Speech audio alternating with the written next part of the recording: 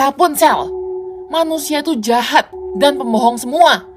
Jangan percaya omongan pemburu muda itu. Tidak, kamu yang bohong. Kalau tidak, kenapa aku tidak boleh keluar dari sini? Alkisah. Cerita kali ini mengangkat kembali cerita asli di balik cerita dongeng anak Rapunzel.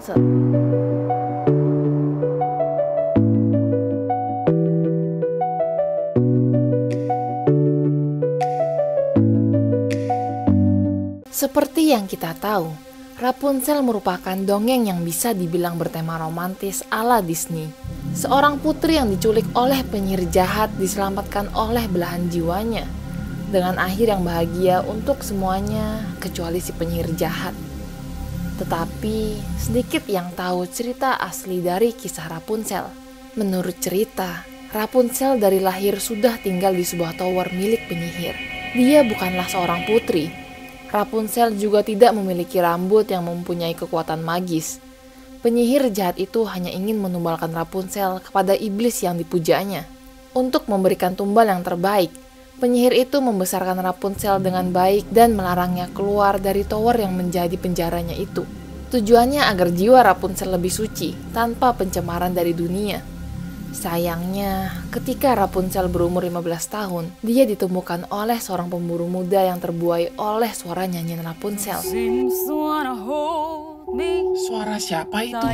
Indah sekali.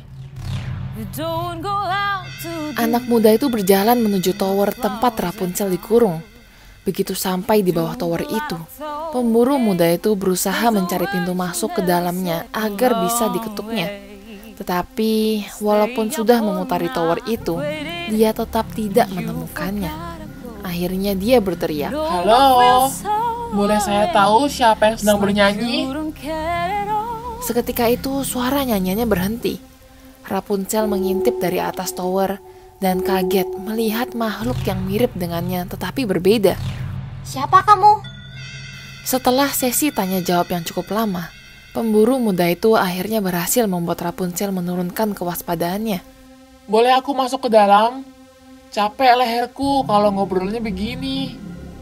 Oh iya ya, bener juga. Sebentar ya. Rapunzel pun menurunkan rambutnya agar pemburu itu bisa naik ke atas.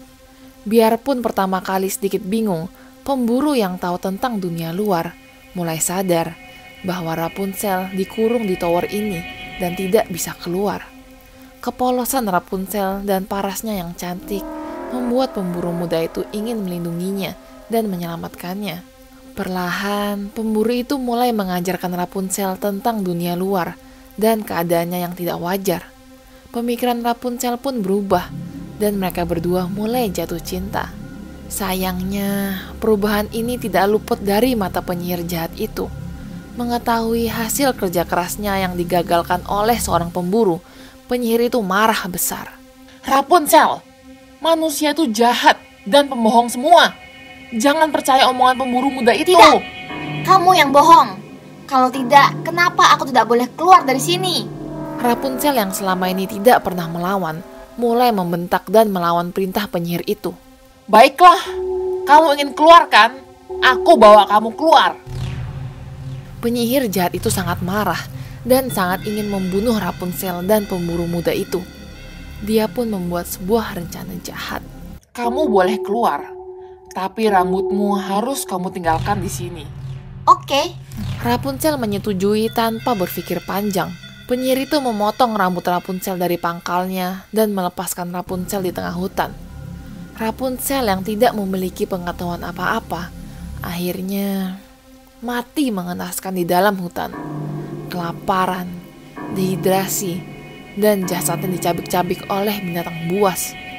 Sedangkan pemburu muda itu, seperti biasa, memanggil Rapunzel dari bawah tower.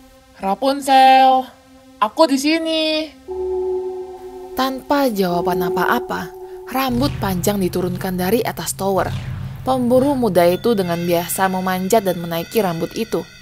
Tetapi dia tidak sadar, yang ada di atas tower bukanlah Rapunzel, melainkan penyihir jahat itu. Pemburu muda itu memanjat tower sambil mengajak Rapunzel ngobrol. Kamu tahu nggak, Kali ini aku bawa tali yang cukup panjang biar kamu bisa keluar dari tower ini. Tidak ada jawaban dari atas tower. Pemburu muda itu mulai merasa aneh. Rapunzel? Belum sempat pemburu itu mendapatkan jawaban apa-apa. Pemburu muda itu melihat sebuah tangan yang keriput, memegang ujung rambut yang dinaikinya dari atas tower. Seketika itu, tangan keriput itu melepaskan rambut yang dipegangnya. Pemburu muda itu tidak bisa melakukan apa-apa dan hanya bisa jatuh ke tanah. Hal yang terakhir didengarnya membuat bulu kuduknya berdiri.